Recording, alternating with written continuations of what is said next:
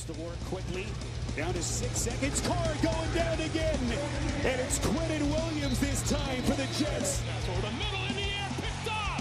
Brian Poole to the end zone. Touchdown. The punter to beat, and the punter brings him down. Braden Mann saved a touchdown most likely. Looks right. Fires a bomb down the right sideline again for Mims. What a catch by Denzel Mims. And welcome back to an episode of the Cool Your Jets podcast. We're your hosts Ben Blessington and Michael Nania. Back with another podcast. This one has been a heavily requested one. We're back with Oscar Aparicio from @BetterRivals. Michael, when we did the head coaching candidate profiles, we got a lot of great feedback. We had a lot of great guests, but I don't think we got as much feedback as we did on the Robert Saleh episode. Even before he was hired, we had Oscar on before Saleh even interviewed with the Jets.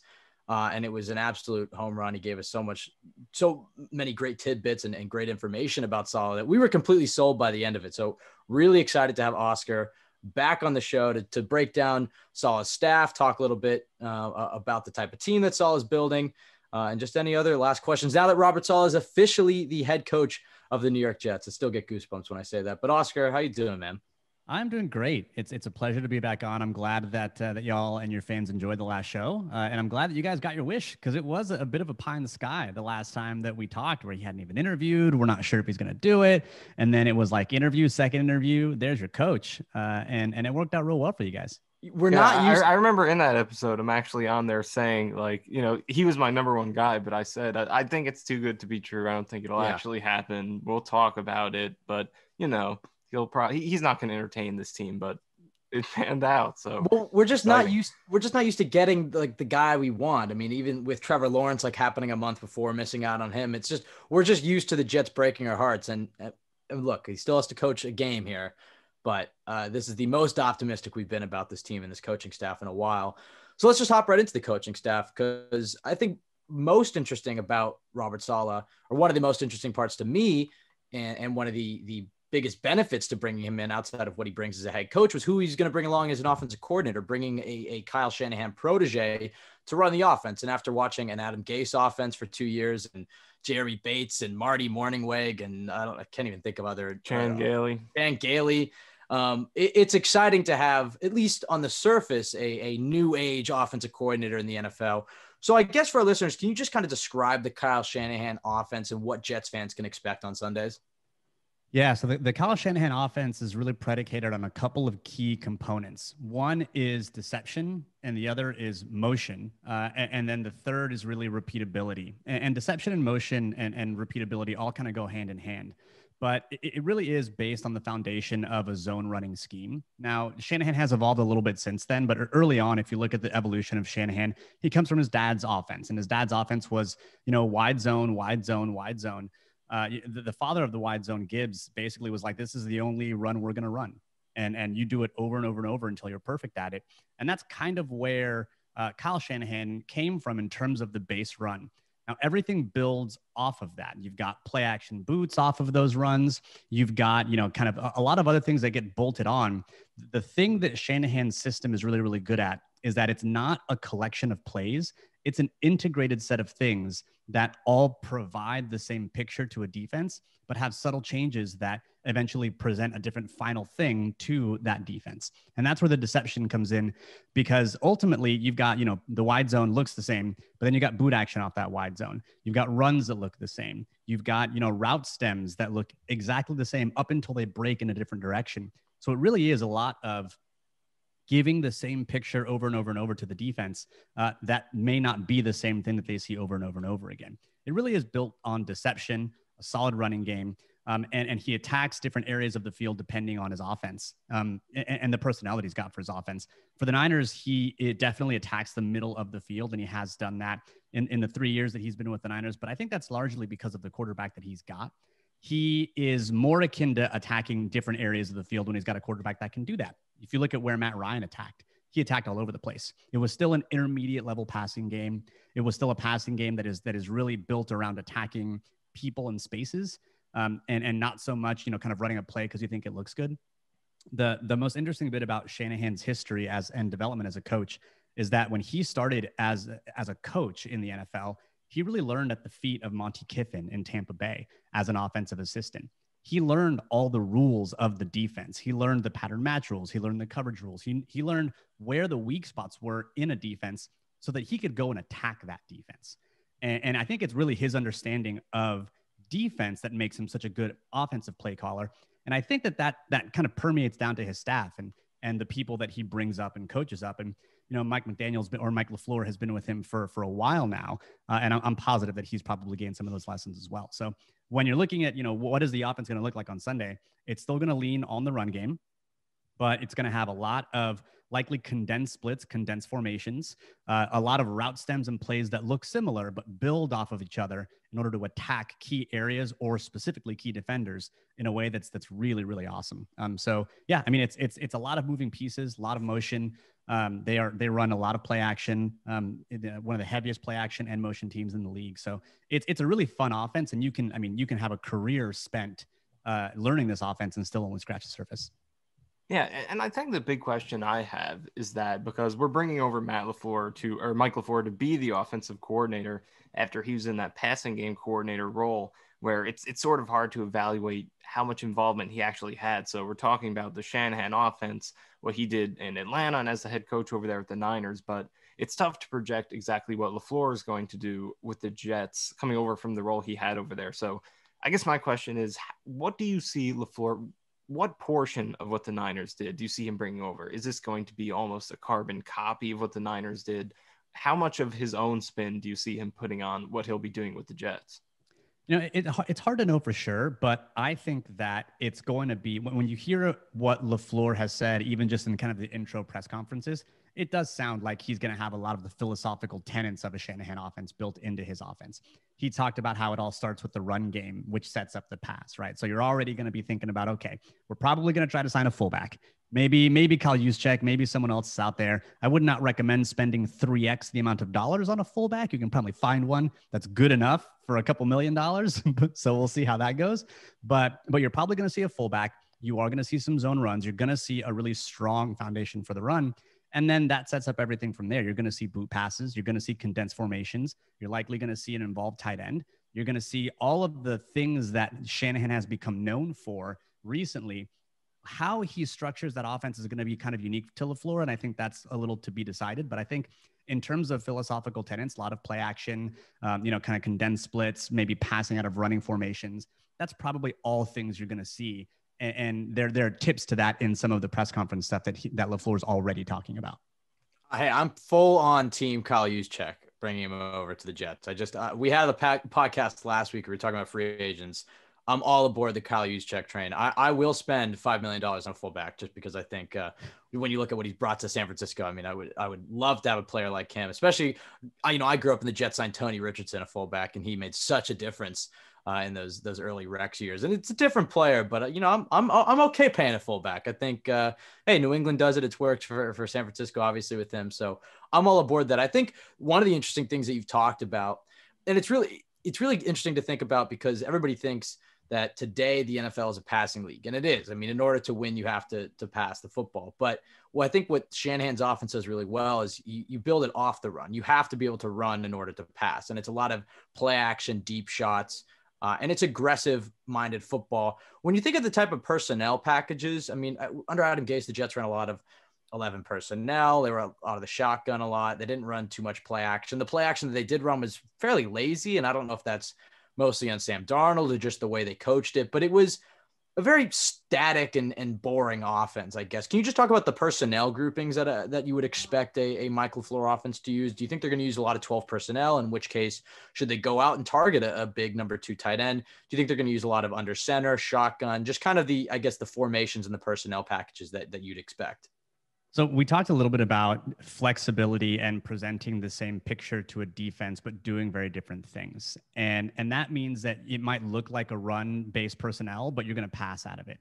And I think the base personnel really for Shanahan offenses begins with 21 personnel. So 2 backs, 1 tight end.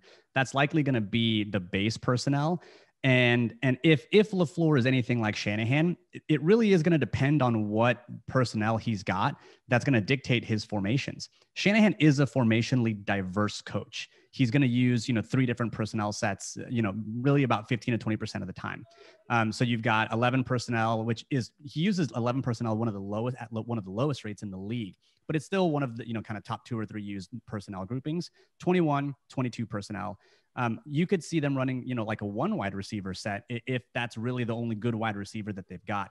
I think New York has some good wide receivers, right? Denzel Mims, chief among them. So I think you'll probably see some wide receivers out there, but it really is going to depend, hopefully, on the personnel, because if Lafleur has taken anything from Shanahan, it's that, you really do have to you have some ideas, you have some philosophies, but you've got to tailor it to the people that you've got.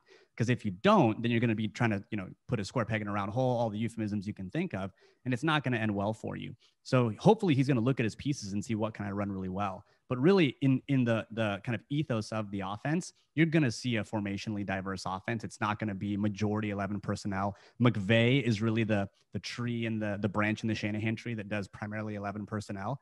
And even he's moved off of that in the last couple of years, because there is something to be said about presenting the same picture, but you can do that in a lot of different ways in the NFL. And defenses are very, very smart, and there's a limit to what you can do with 11 personnel. So I do think you'll see a very formationally diverse offense now with Lafleur in New York.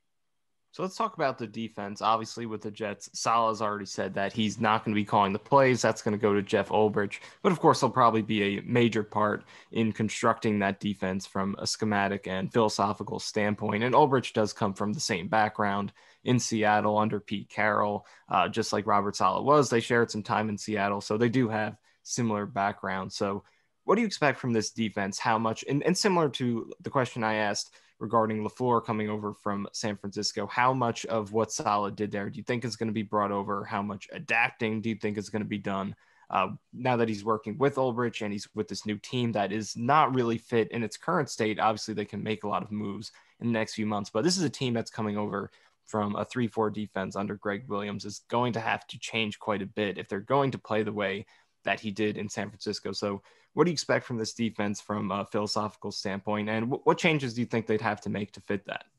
So it really is going to be all 49ers all the time, man. Jeff Ulbrich was a linebacker for the 49ers. He was drafted in 2000. He was a 3rd round pick. He actually went to Morgan Hill High School in California. Man, you guys are just taking all the California transplants over there. But Ulbrich is going to be trained in that Seattle style defense. And that Seattle style defense it was the defense that Saleh ran his first year or 2 in San Francisco. It was a majority single high defense, and that can be cover 1, cover 3. And that is going to be really, I think the first couple of years he ran it somewhere near 60% of the time. And when you see the Gus Bradleys of the world, that's about where they live. They live in a single high defense about 60 to 70% of the time. And that means that your corners have to really work the vertical thirds of the field.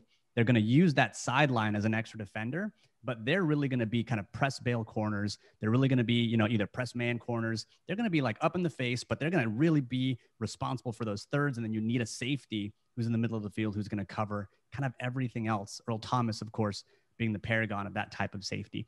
Now, later in his time in San Francisco, Saleh did bolt on other things to his defense that I think he might carry with him to New York. One was he started relying more on quarters and split safety coverages. One of his favorite checks is cover 6 when you're looking at a 3-by-1 formation. And that's a split safety look.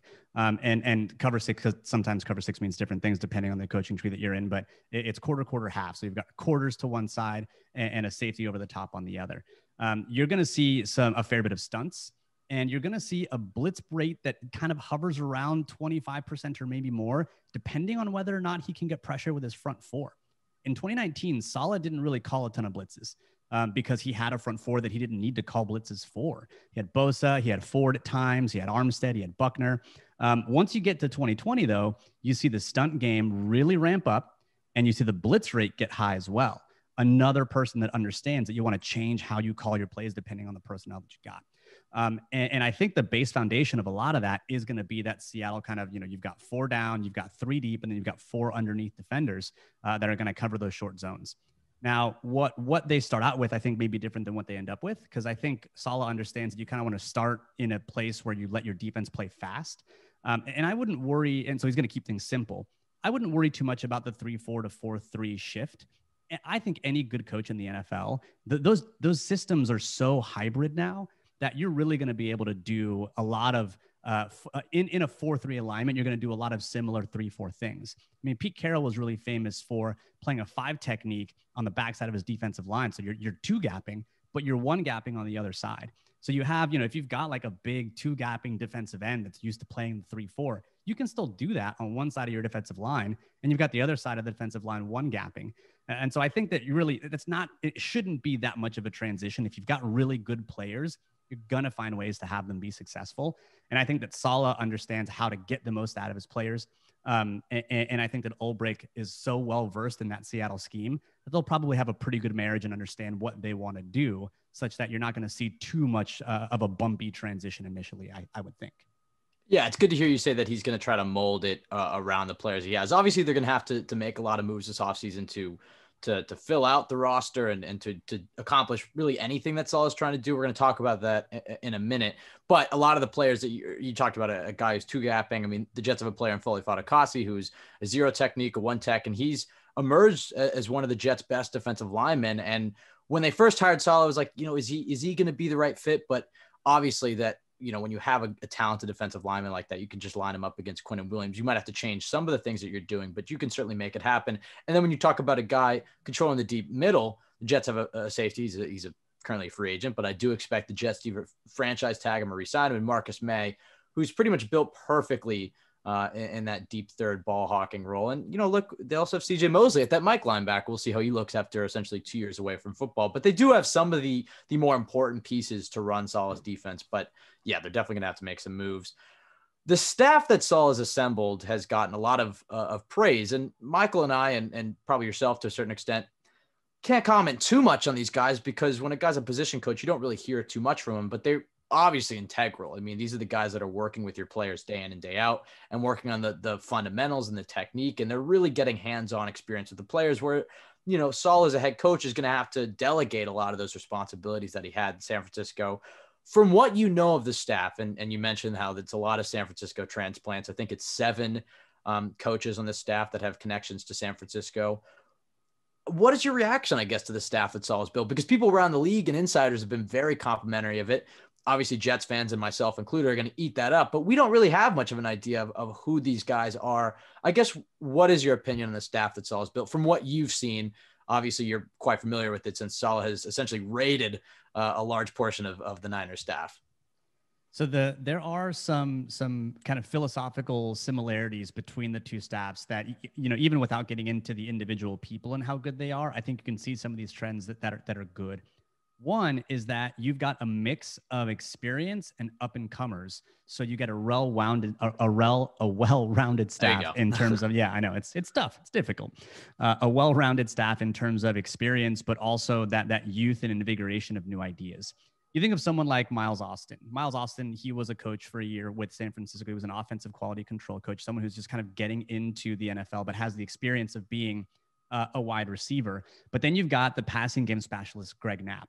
He is a long-time coach. I mean, he goes back to San Francisco back when George Seifert was there. He was an offensive coordinator for the Niners years and years and years ago.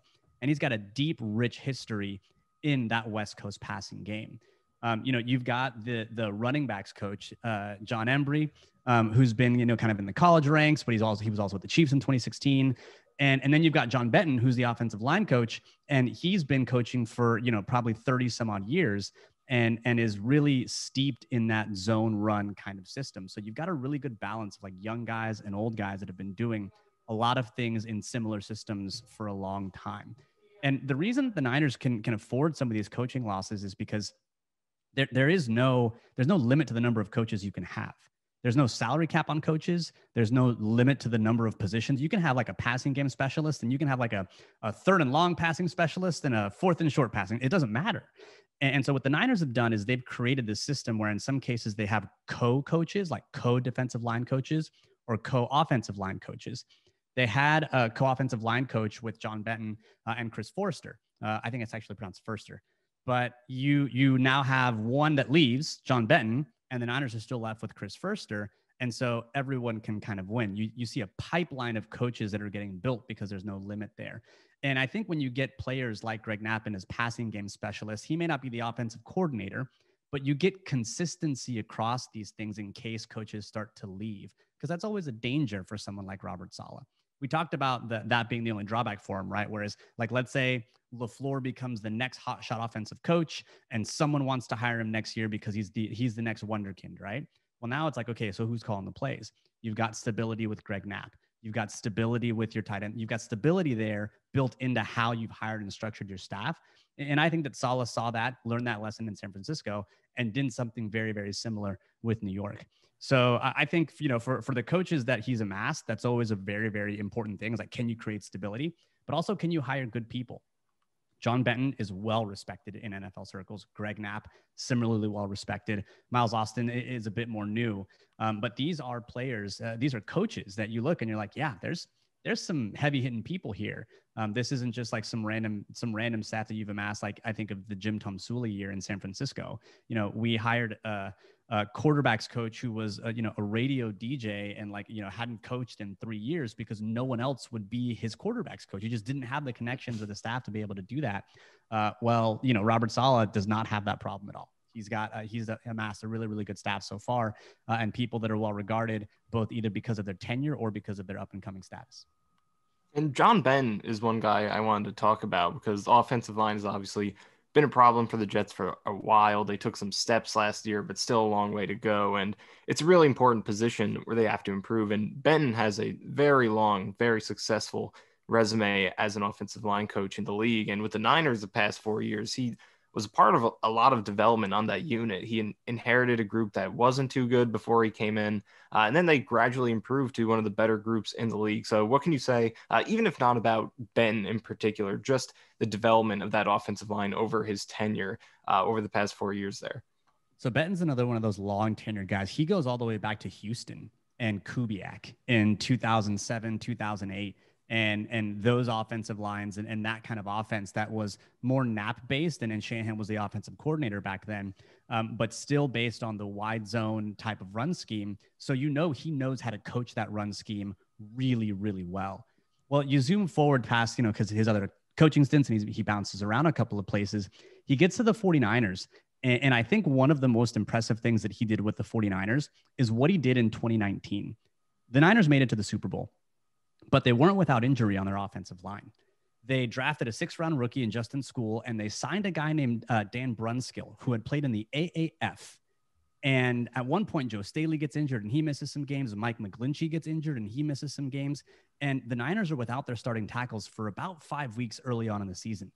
They changed their play calling a little bit to account for it, but he got those players ready to play.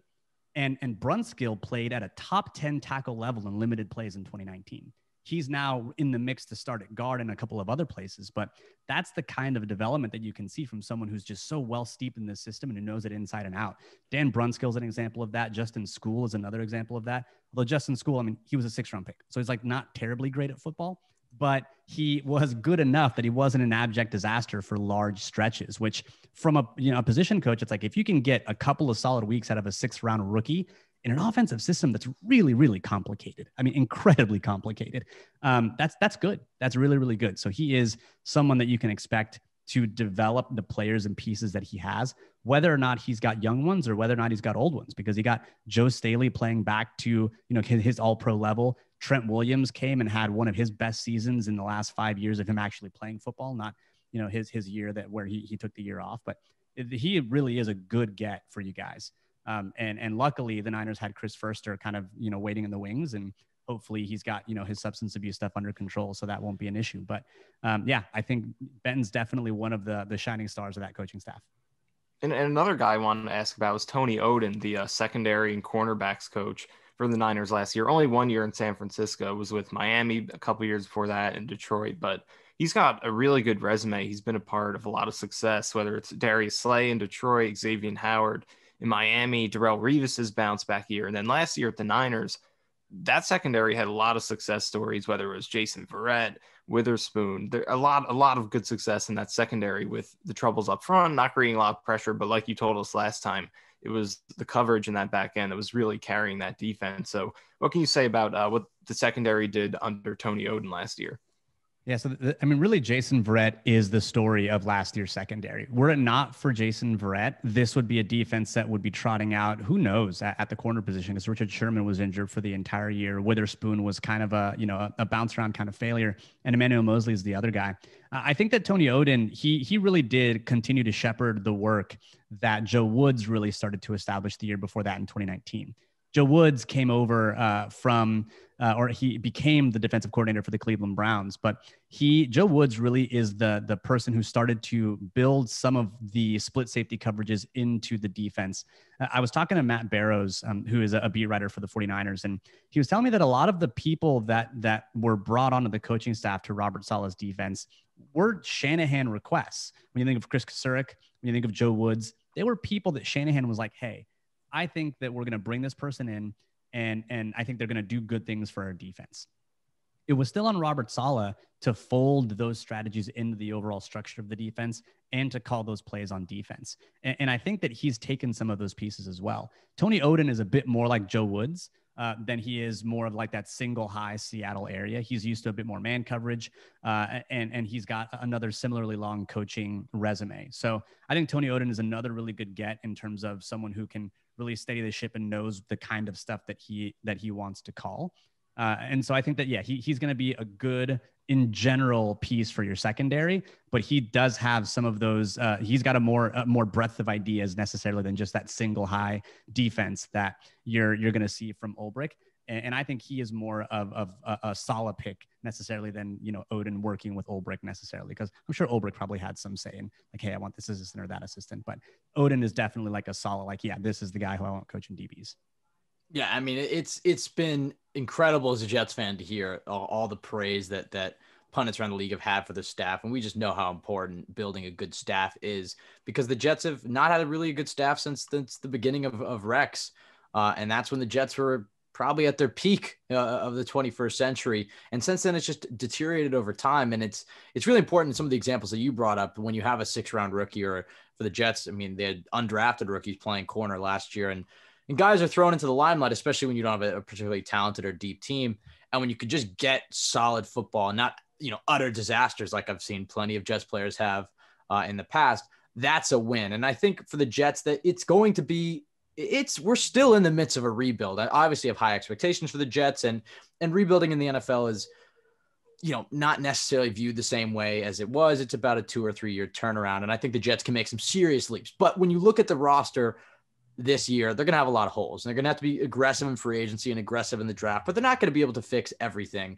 But the good news in that is that Saleh has the opportunity, alongside Joe Douglas, to completely reshape the roster in Robert Saleh's vision. In other words, they don't have to worry about tearing down an existing structure, because there's really nothing there to tear down. It's really just building up on the minimal studs that the Jets currently have. But let's go through some position groups.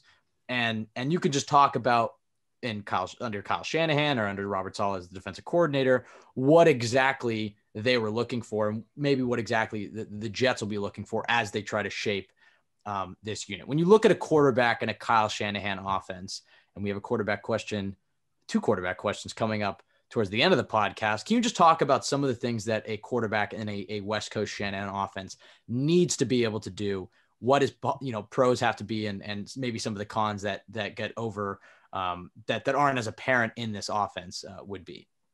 One thing before we get to quarterbacks, Tony Oden was the defensive backs coach in Detroit, where he really married his coverage with the wide 9 stuff. So I was curious who your defensive line coach was going to be, to see if he's going to carry some of the wide 9 stuff with him on defense, even with Ulbrich, that he kind of learned from Chris Kasurik and brought over from San Francisco. So I think that's one of the benefits of Oden, is he knows how to have his coverage marry with some of that wide 9 stuff. So knowing that Shanahan was the guy who was like, hey, here's Chris Kasurik, let's do some wide 9.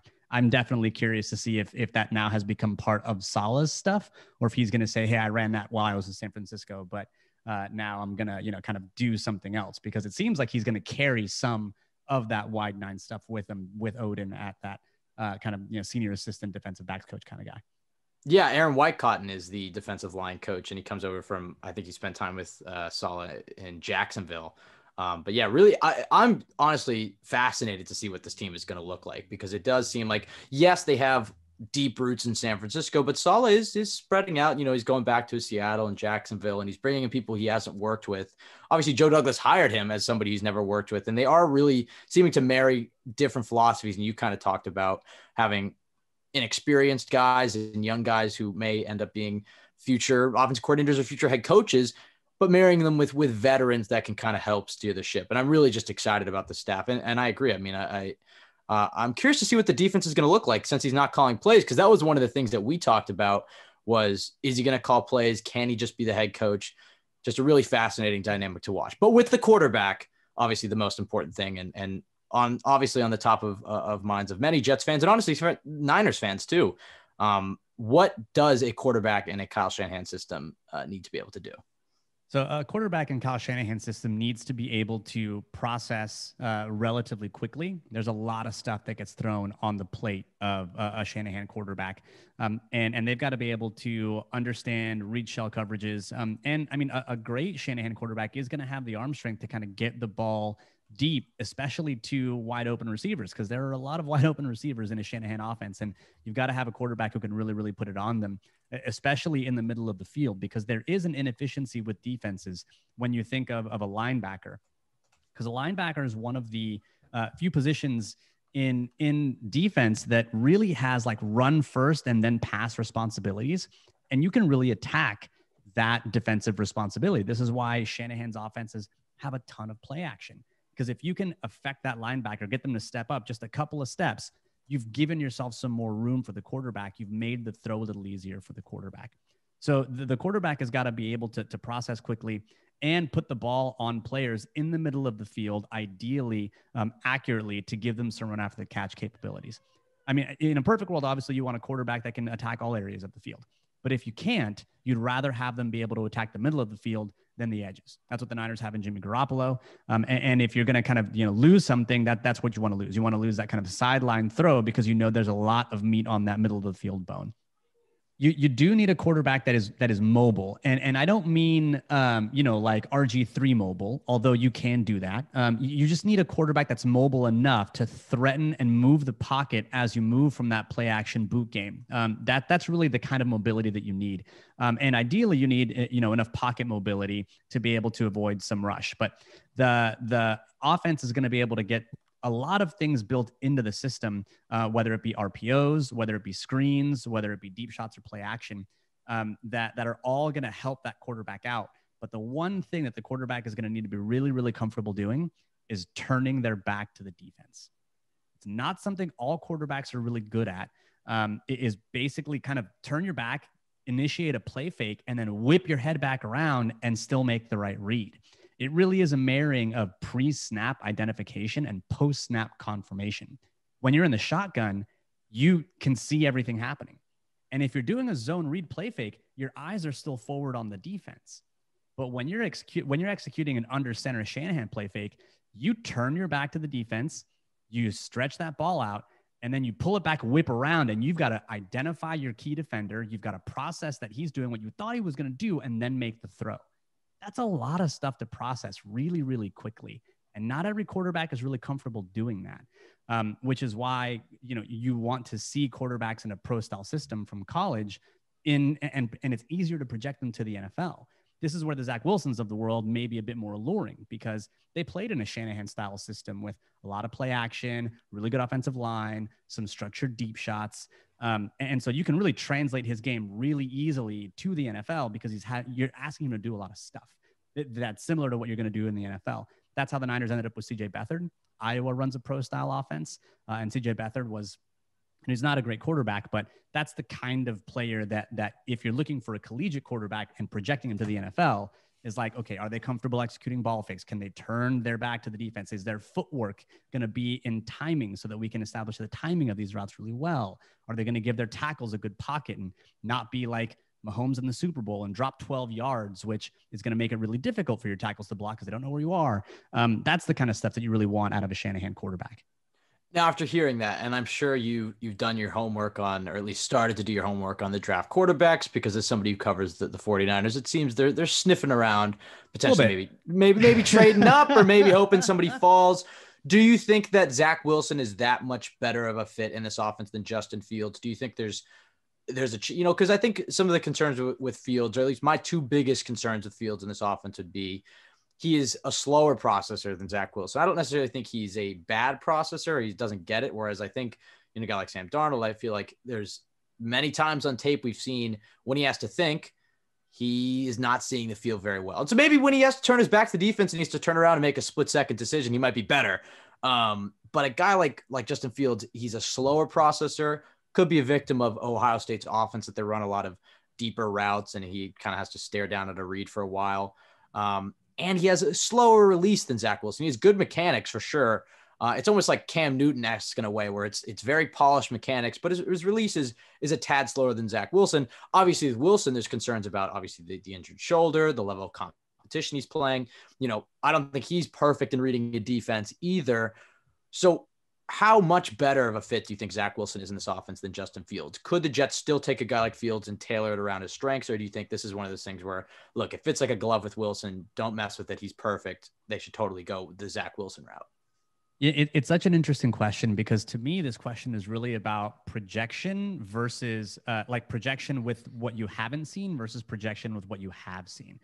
I think that Fields is probably overall a little bit better prospect than Zach Wilson, only because he's been able to do it at a high level for a little bit longer than Zach Wilson. The other concern with Zach Wilson is that really he's done it for like a year.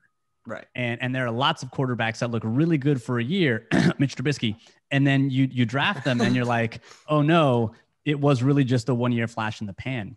And I was talking to Seth Galina, who's an analyst at PFF, and we were talking about quarterbacks, and he said, the Zach Wilson quarterback, he may already be Kirk Cousins. He may be a quarterback that works incredibly well within that system, but you need that really good offensive line because his offensive line at BYU was phenomenal last year. They gave him a lot of time. Right. And so it's like, does he need a really good offensive line? Does he need that play action? Does he need all these things in order to look as good as he did, which it still makes him a good prospect, right? That's kind of where Garoppolo is. He needs all those things to be there. Or, are you drafting someone that needs all those things, and now you have to go chase an offensive line and chase all these things that are going to make that happen? Like if this is the best he's going to look and everything worked well for him, like maybe that's you're seeing his upside, and this is it. And so maybe you do go with someone who's got a higher ceiling or more potential in someone like Fields, who didn't have all the things that Zach Wilson had around him. It's an interesting question. I mean, I certainly wanted Zach Wilson to hopefully fly under the radar and fall to the Niners somewhere near 12, but he had such a bonker season and he was so good this year that, he's probably going to go in the top 5 picks. It would surprise me if he doesn't go in the top 5 picks at this point. And I think that, whatever quarterback, if you guys draft a quarterback and don't trade back or something like that, it will be an interesting decision. I don't know what I would do. I think I would probably still go with Fields just as a better overall prospect. But Zach Wilson, I would still be so hyped about Zach Wilson. I feel like luckily there are good things there that they can do. And given the system, I think Zach Wilson would be a really, really good fit. Yeah, I think both quarterbacks are going to have good careers. And we had a podcast, I think it was 2 weeks ago, where we kind of broke this down. A large majority was the Fields versus Wilson debate. And that's really what it came down to, is I can see Justin Fields being a top 5 quarterback in this league. I don't know if I can see Zach Wilson being that, but then you're weighing the pros of Zach Wilson has experience in this scheme and Justin Fields doesn't. That's not to say though, there are plenty of times in Justin Fields tape where he does go under center and has to, run a rollout and throw on the move and make reads like that. Doesn't have to do it all the time, a little less complicated than a Shanahan system. And it also relates back to the type of coaching staff that they've built. We've been so complimentary of it and the environment that they're trying to build for their players in a hands-on type of way. So maybe you do take the guy with the higher ceiling, more potential, who's shown at least the ability to do this, and then rely on your coaching to help him with the reading the field and speeding up that processing time. It's a fascinating debate. And I'm just really curious to see what type of decision the Jets make. Yeah, I totally agree. I think one thing that you've got to do with any quarterback that really starts to isolate the play of the individual versus the play of the individual within the system. And I know that at this point you're kind of picking nits, right? Because every quarterback is a function of their system to a certain degree. I think Joe Montana was a function of the West Coast offense. If you were to put Joe Montana in like a super vertical Dan Marino type offense, he wouldn't do nearly as well. And so I do think there is a marriage that is important between scheme and player.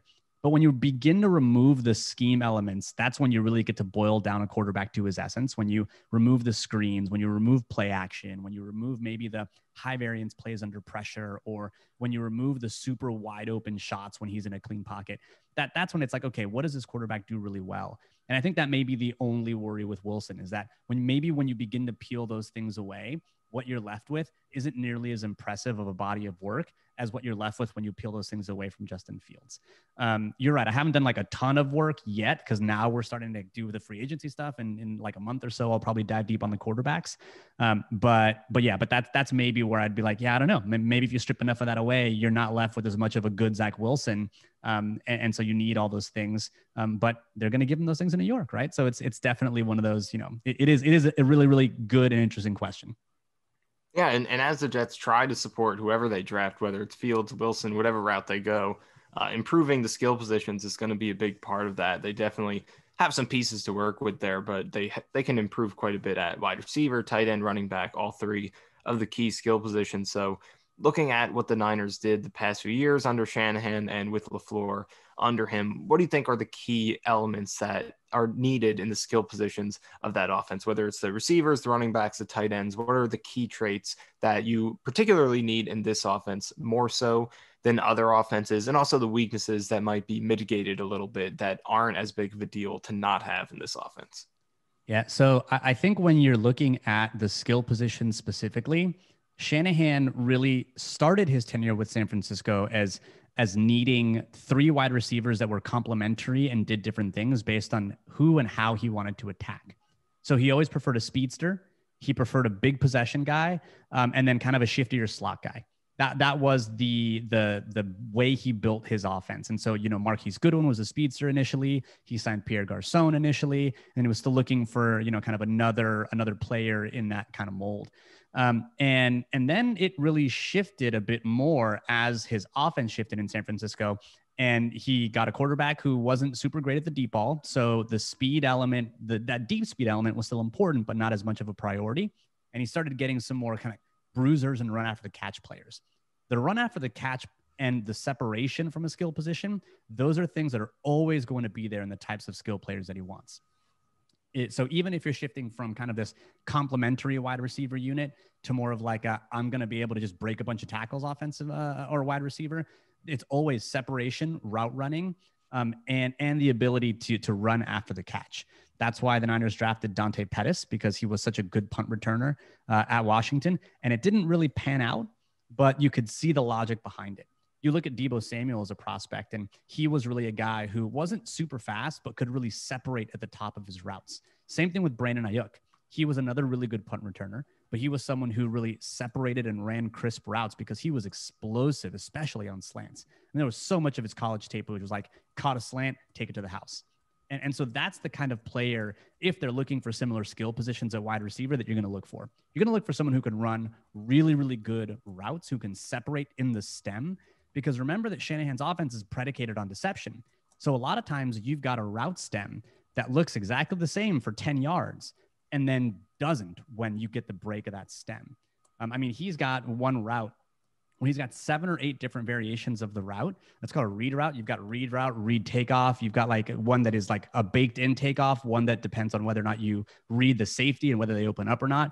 The stem looks exactly the same, but what they do largely depends on a couple of other things. And so you really need a wide receiver that's going to be able to execute routes precisely and separate within the route stem. Those big kind of like contested catch players, not really the type of wide receiver that Shanahan goes after. So I'm interested in what happens with Denzel Mims and how they utilize him, because he really is a contested catch guy. But I thought that, you can still see some value in him. I still think he's a good wide receiver. I just don't know that I would have. We did some tape watching on Mims, and we actually thought that Pittman was the player that we would want a little bit more than Mims if you were going to try to get a wide receiver in that kind of like second, third round area, just based on skill set. But yeah, so I think that that's more of the skill position that you're going to want. Someone who can separate, and someone who's going to run crisp routes, and someone who can run after the catch, which that I think Denzel Mims does very, very well. From the tight end position, I think you need someone who's going to be able to both run, block, and receive the football. And that's harder to do than it sounds. I mean, George Kittle is the literal shining example of what you want a tight end. That doesn't mean that they can't do other things with other types of tight ends. I mean, the Niners had Jordan Reed as well, and he was more of a receiving kind of slot tight end, not really an inline tight end. But the tight end is going to be very, very important. The tight end is going to play, 70, 80, 90% of the snaps. And so they'll likely need 2 or 3 tight ends for different things. Shanahan's tight end room is usually their number 1 tight end, which is going to do both things well. And then a run blocking tight end, and then some other type of tight end. Levine Toilolo was the run blocking tight end for a while. You've got, Garrett Selleck, who was a run blocking tight end for a while. So you're always going to have that kind of extra, we need another blocker that's a tight end, but can still do some other stuff in there. And that's what you're going to get from that tight end position. And then fullback, you just kind of need a fullback. So from skill position, that's kind of the thing that rounds out what they're looking for. Yeah, I think, well, as far as blocking tight end goes, I think the Jets will probably count on Trevon Wesco to try to fill that role. We'll see if how he's performed in that. He's had flashes as a blocking tight end, but I agree. I definitely think they need to add another tight end, especially with the question marks that Chris Herndon presented last year. He was not, Adam Gase called him a unicorn during training camp. I think a lot of Jets fans got excited about the role he was going to have in the offense, and then it just never really panned out. And so he's a prime candidate for the post-Gase success story, but I certainly think they should sign maybe a guy like Trey Burton or maybe draft somebody just to complement him. And so they can run those 12 personnel packages. And then kind of what you touched on with Mims, I think you probably go back and look at what Shanahan did in Atlanta with Julio Jones. And you talked about kind of when he had the 3 different types of receivers.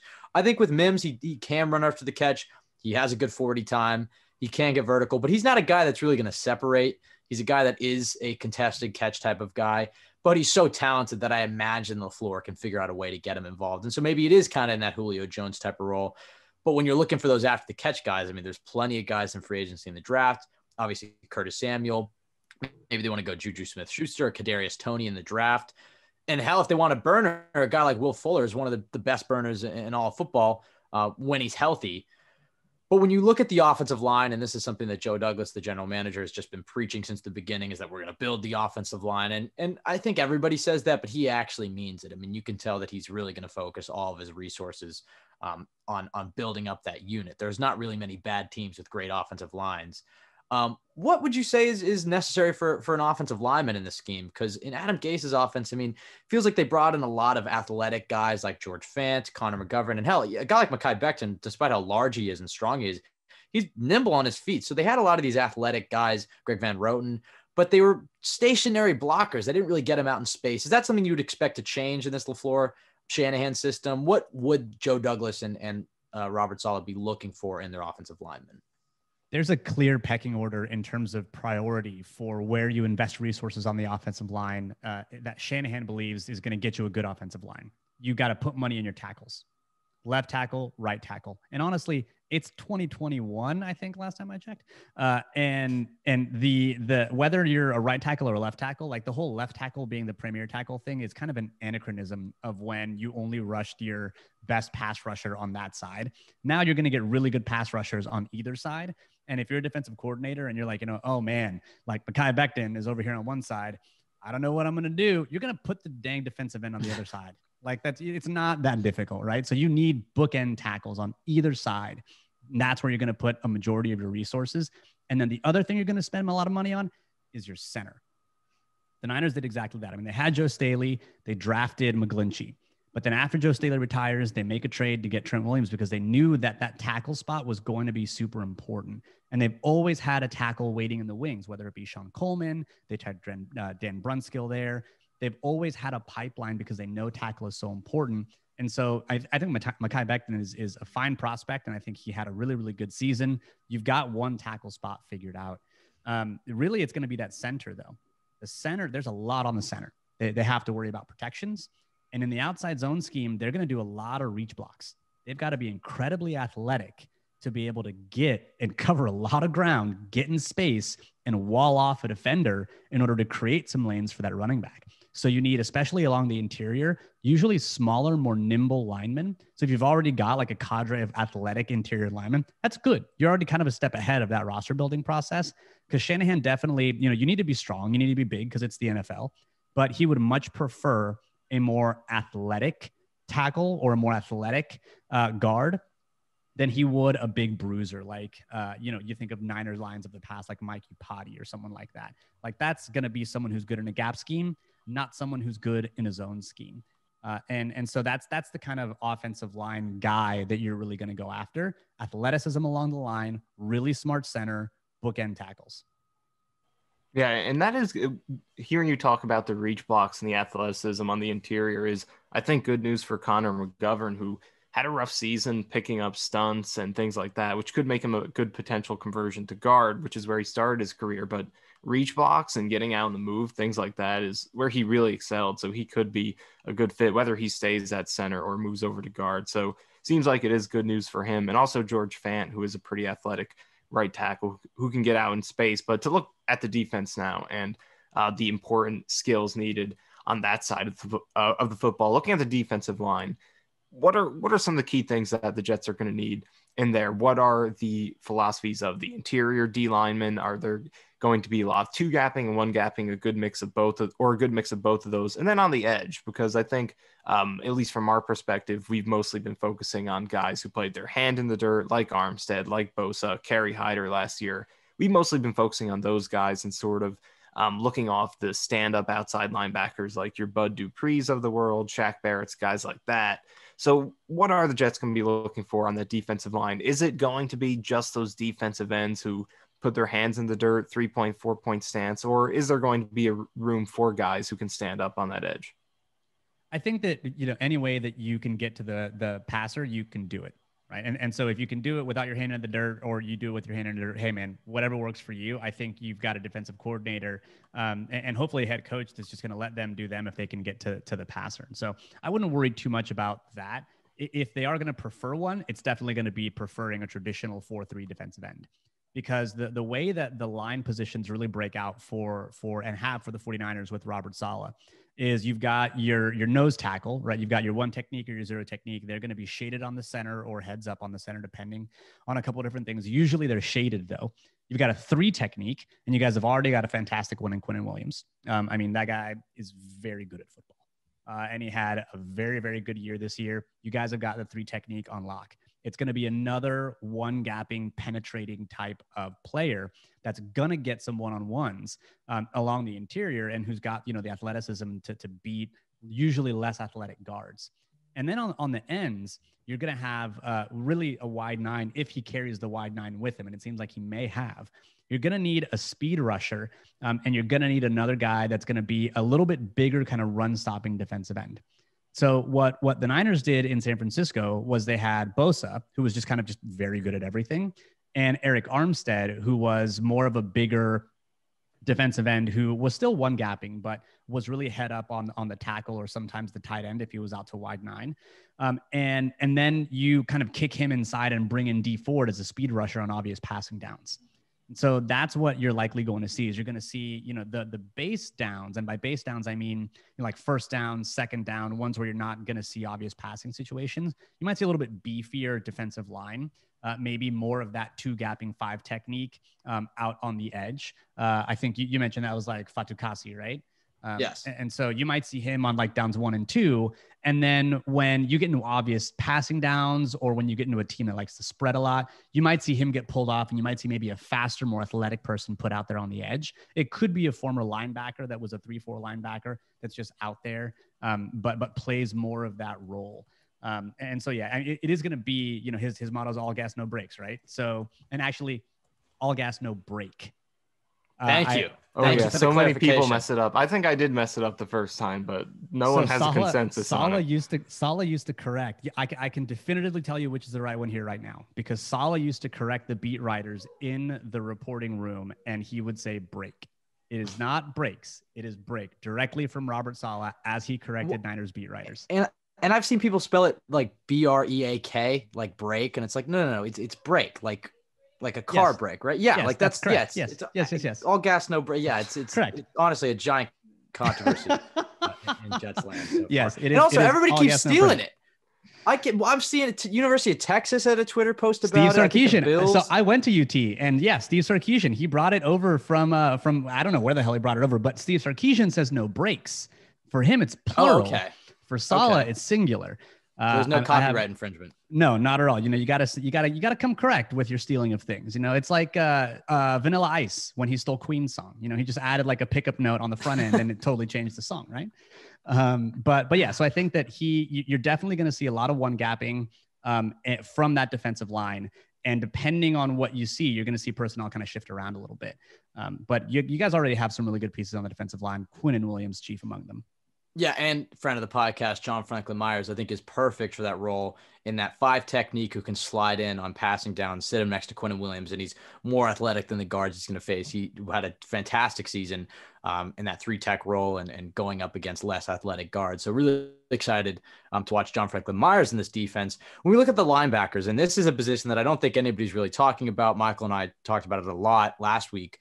We're looking at free agents because look, you have a guy in CJ Mosley who's going to be your Mike linebacker next year. I think he's owed $18 million or something. So he's not going anywhere for at least the next 2 years, although he hasn't played in 2 years. So he's a massive question. But the Sam and the Will outside linebackers in Robert Saleh's defense, what do they need to be able to do? Because the Jets haven't run a 4-3 in over 15 years. And I think they've kind of always been criticized for not having athleticism at that linebacker spot. And that sounds like a must-have in a Robert Saleh defense. Yeah, that really is built into what they want to do. They have to go fast, and in order to go fast, kind of have to have speed. The linebackers are going to be important. They're very important in coverage as well. The order of operations for the linebackers in Saleh's defense is really going to be Mike. That's going to be your really, really big important one. And then your weak side linebacker. Those are usually the 2 linebackers that stay on the field in nickel. And nickel, even though it's called a quote unquote sub package, it is the dominant and predominant defense in the NFL. It's the defense you're going to run 65 to 75% of the time. So it really is going to be like more of a 4-2-5 a lot of the time. And then when you bring on that 3rd linebacker, it is going to be that Sam linebacker. The Sam and the Will positions are really interchangeable. It's just that Sam position is going to take on more blocks and they're going to take on the tight end because they're on the strong side of the formation, right? So they're going to usually need to be a little bit bigger and take on blocks and be able to kind of get in and mix it up in the area of the line of scrimmage. And then the Will linebacker is going to be fast, usually clean up, kind of wrap over the top of stuff, and maybe also have some good coverage responsibilities as well. The Niners have found some really good ones in the draft. I think you can probably get a really good linebacker in like the 3rd, 4th, 5th round in a draft. It's not something that you should spend a ton of resources on. But it's definitely going to be something that at least your Will linebacker spot's probably going to need to get some love if there's not someone already on the roster who can do it. But yeah, your Sam linebacker, I mean, that's really a position that's on the field like 25% of the time. So you really only need someone who's going to be good enough, 25% of the time. It's not something you need to worry about a ton, but your Mike and your Will are really going to be those positions that are going to be super important. And finally, the secondary, you talked a little bit about it before, and it was exciting to hear you talk about the importance of that single high safety, because I think it's a great fit for Marcus May. That's where he's at his best. So if the Jets can get him back on however they get him back, it's a good fit for him to continue playing well. But in the secondary, what are some of the most important things, both at that safety position with those outside corner spots, and then also the strong safety position? Because if May is going to stay as that deep safety and they bring him back, then Ashton Davis could be playing in there. So I think a lot of fans are curious about what his role is going to be. So what are the Niners, or in the solid defense, what are you looking for from the safety positions and the corners? So we actually did a scattering report on Ashton Davis when it was coming out of Cal, because we thought he might be, some second round value the Niners could get in order to play that single high safety. Ashton Davis is fast as all holy get out. That's the one thing I remember from his tape. And he hits really hard if he can get himself under control. And he would probably play more of that single high deep safety. The solid defense is, especially if he plays that single high a lot, is going to rely on, generally speaking, one safety to play that deep middle third. And so they've got to have the range to go, not sideline to sideline, but really like number to number, because the corner is going to be the person that's responsible from really number to sideline. And that's going to be, and then you've got your other safety who's going to play around the box. And the preferred cover 3 coverage that Saleh likes to run usually has that strong safety in a hook curl zone as one of the 4 underneath pass defenders. So they're going to see like shorter routes, maybe some tight ends, or maybe some running backs, depending on what specific coverage you're calling. Later in Saleh's tenure, though, the safeties became a bit more interchangeable. You didn't see as much like one safety is always playing deep and one safety is always near the box. So if you have safeties that are a bit more interchangeable, you might, kind of see some of that more happen right away, where you disguise a bit with split safeties and then rotate based on strength. That's just, I think, where the NFL is going. So it'd be interesting to see if he kind of goes back to Niners defense of 2017 and begins to establish that foundation again, or if he kind of starts with what he had in 2018, 2019 and kind of tries to zoom forward a little bit. But you're going to usually get your strong safety, your free safety, and then your corners. It's a heavy zone defense. So you're not going to see a ton of man coverage. It is going to be a lot of zone defense, some match defenses. And it's not a super heavy blitz, although he's kind of layered some blitzes in later in his 49ers career. So the nickel corner, you don't necessarily need a strong man-to-man nickel corner. K'Waun Williams has been probably one of the top 5 nickel corners in football over the past 3 years, but he's not like a man-to-man lock him up kind of guy. He really is a zone corner who's able to come up in run fits when he needs to, and he's a great tackler. So you do need someone who's going to be able to tackle very well, and you do need someone who is going to be able to kind of spot drop to a zone, but be very good with his eyes and react to what's happening in front of him. Now, the corners, they do play what effectively ends up being man-to-man sometimes. Even though it's a heavy zone defense, a lot of times they end up on an island because of what the offense can do to them. So they do need athleticism. They do need speed, especially straight line speed to cover the deep third. And they do need to have some man-to-man responsibilities kind of on lock. So it is going to be definitely a scheme that is tough on the corners and that middle deep safety. But if Saleh chooses to build his team like the Niners do, he's going to build it with the defensive line, and he's going to put resources into the defensive line, and he's going to try and get bargains in the secondary.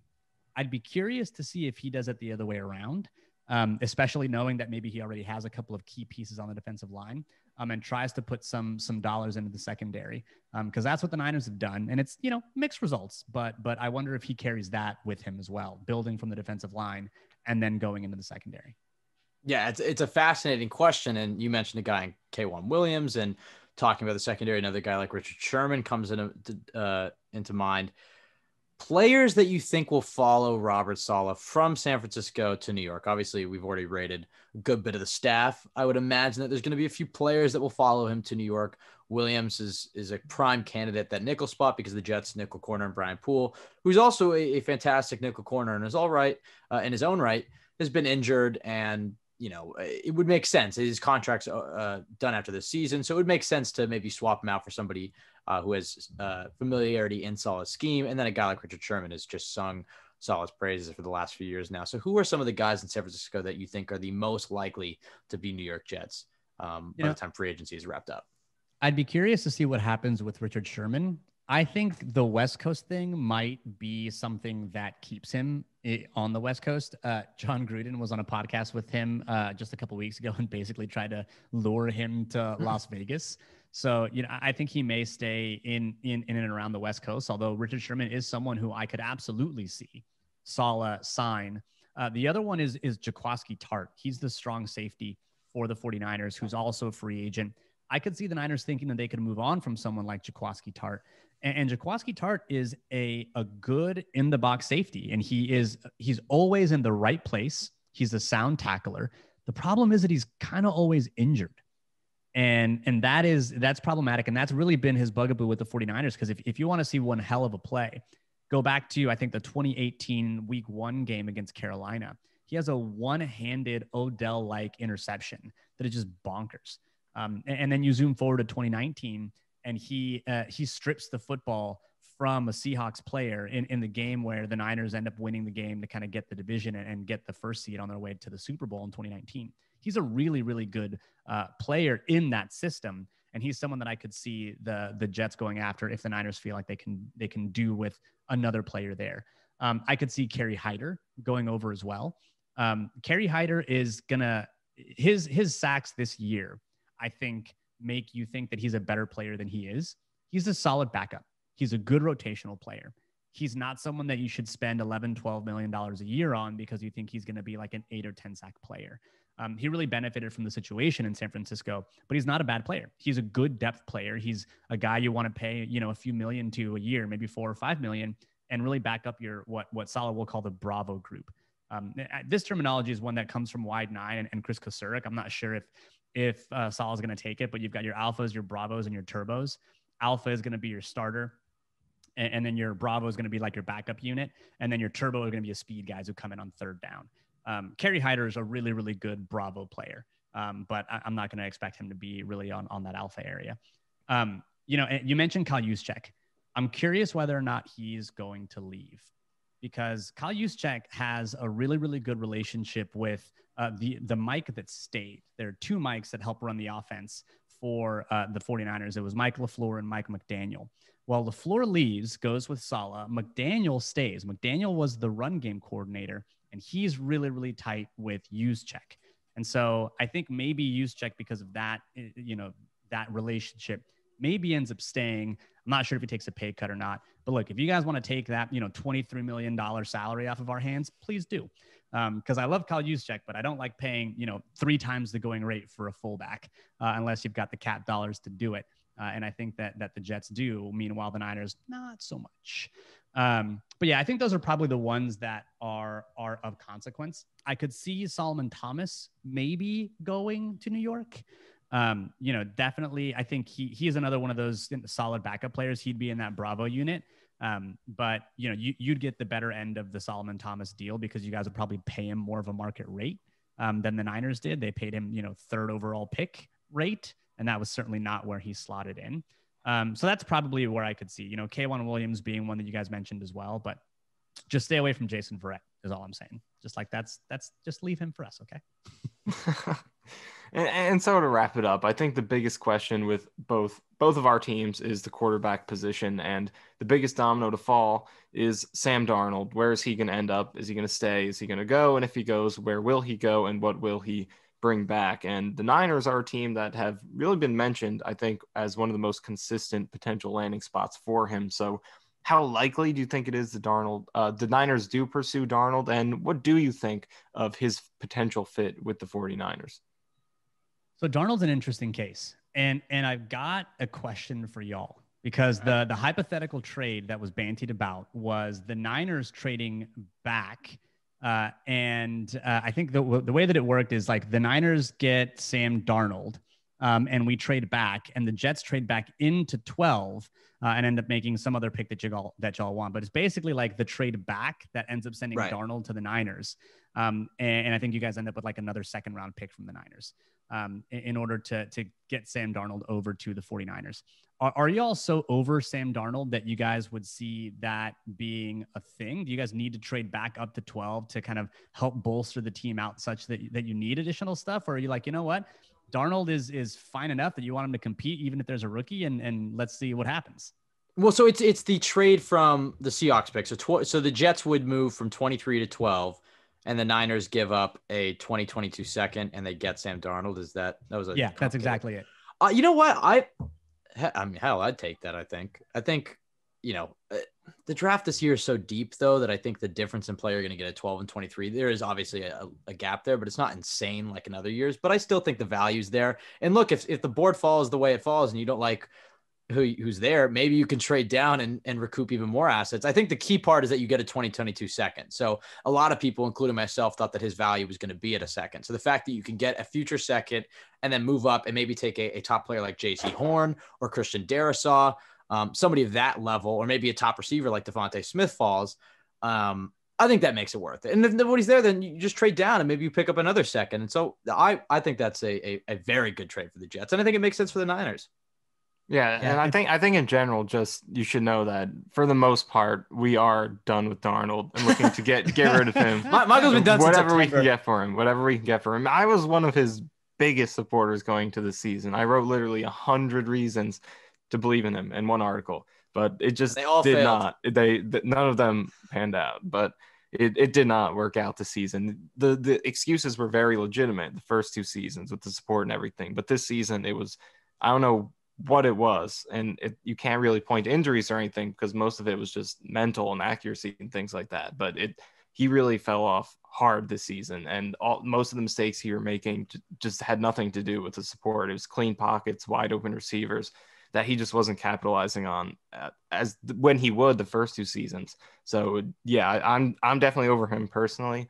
And I think most of the fan base has sort of come around on that. There are some who are still behind him, but at least for me, I would definitely agree with that trade as well. And I think for the most part, I'm looking to get whatever they can get for him, and I think most of us are. Would you guys do it for a 3rd rounder straight up? No, I think. Well, I mean, if that was the best offer, I think you can get more than that. But yeah, like you're saying, if that's whatever you can get, if that's the best you can get, yeah. I don't know that I would be. I mean, look, trading back and getting assets is always good, but usually it's getting, from the 49ers perspective, it's usually getting draft assets that's good. Right. So like to exactly to your point, right? If I were getting the 2nd rounder in the future, then I'd be like, oh yeah, hell yeah, let's do it. Like, you want to trade up? Let's get some more picks. But I don't think Darnold is the kind of guy you blow up your quarterback room for. He's the guy that you maybe bring in to compete with Jimmy Garoppolo. Right. And I think that you can do that if maybe Trey Lance is there at 12, and if he's not there, then, you know, maybe that's when the Niners trade down, or they're probably going to end up getting like a corner or a defensive end. So it's interesting. You know, I think with Darnold, if you're already on the hook for his salary and he's going to be there for another year and you're going to draft a rookie, then I don't see what the issue is with keeping them both. And then you just kind of let the competition happen as it happens, and then play the best person, or end up flipping him for resources a little bit later when teams get a bit more desperate because there's an injury or something like that. This is the difference between the San Francisco and the New York market, because that might work in San Francisco, but in New York, I just think the headlines and the distraction of having the once promised savior and having to battle it out with Justin Fields, it would just be a nightmare, I think, for Robert Saleh. From a pure football perspective, it makes a lot of sense, especially since I think you can make an argument that Fields and Wilson maybe aren't ready to start immediately out of the gate.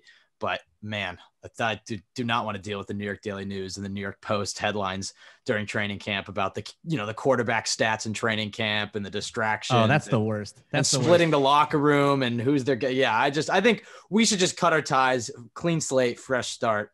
That's kind of how we see it. But I think that the Jets are going to get benefited because, man, it's like 15 different teams are in the market for a quarterback. So I just think that whether it's the Saints, the Bears, or the Colts, the Washington football team, somebody I think is going to offer a late 1. That's at least what Schefter's saying. But I think a 2 is a safe assumption, but I think there's a high chance that you could get a late 1. Maybe you have to send a 4th back or something, but you're probably absolutely right. And you can probably bleed a late first rounder out of someone, but I think a 2nd rounder seems right. And I don't know that, like, I think if it were a 2nd rounder straight up and I got to keep my pick at 12, I'd be more comfortable than if I traded back. Right. And also sent a future 2nd. Like that's where it's like, I feel like that's a little rich for my blood. Yeah. But yeah, I think that's probably rich. I think in that case, the Jets should have to send a 3rd back or something to try to balance it out. You know, or maybe even like, you know, another pick this year, and then you guys get a future 2nd, you know, where you end up swapping out something in that regard. But yeah, I think Darnold is talented enough and young enough that he's worth a shot. I think that of the quarterbacks that the Niners have that are reasonably available, because I don't put Watson in the reasonably available camp. I think that would be a cheat code for Shanahan, but I just, you know, if you wanted that cheat code, maybe you should have drafted him in 2017. And so I think that at this point, it's like Garoppolo and a rookie, and really like Sam Darnold, or if you get really lucky, Kirk Cousins. And of those options, it's probably going to be Garoppolo and a rookie. But I wouldn't be mad if Sam Darnold were traded for a 2nd round pick. But at the same time, I also wouldn't be mad if it didn't happen. Like it's not. I don't have such strong feelings one way or the other. There's still some meat on the Sam Darnold bone, but you know, giving a 2nd rounder for maybe what is a backup, like maybe we'll just draft a quarterback and kind of go from there. Oscar, it's been an absolute pleasure having you on the show again. Again, fantastic guest you are. I mean, this has been incredibly knowledgeable. From my end, I mean, I feel like I just know so much more about what the Jets are going to be looking for as they head into this offseason, a very important offseason for both teams. And we'll see what happens with Darnold. I think he probably gets traded. San Francisco makes sense, but I think they'll squeeze out a late 1 out of New Orleans. That's kind of my gut feeling. But at Better Rivals on Twitter, you can follow him there. Oscar, feel free to plug any of the other stuff. I feel like Jets fans are kind of, they have to choose an NFC team right now. It's the Niners. I mean, we got the solid connection, a lot of staff connections. We're gonna have former players, and we can just add into the list of teams that we're gonna have to monitor for potential free agents in the future, just given the connections. But let our listeners know where they can find your stuff. Always on Twitter at Better Rivals. I don't know that the Niners and Jets play for a little bit, but when they do, let's do it again. It's always fun to talk with y'all. Definitely. I think, yeah, we got 4 years from that. Well, actually, with the 17th game, maybe they'll play sooner, because I think they're supposed to add a 17th game, and it like rotates by division. So maybe they'll play sooner, but definitely we'll take you up on that offer. You can follow us at CYJ Pod on Twitter. You can follow Michael at Michael_Nania, myself at Ben W. Blessington. You can find this podcast wherever you listen to podcasts, iTunes, Spotify, JetsXFactor.com, the best place to go for Jets content. A lot coming at you the next few months with the free agency and the draft. And as always, folks, don't let the Jets win.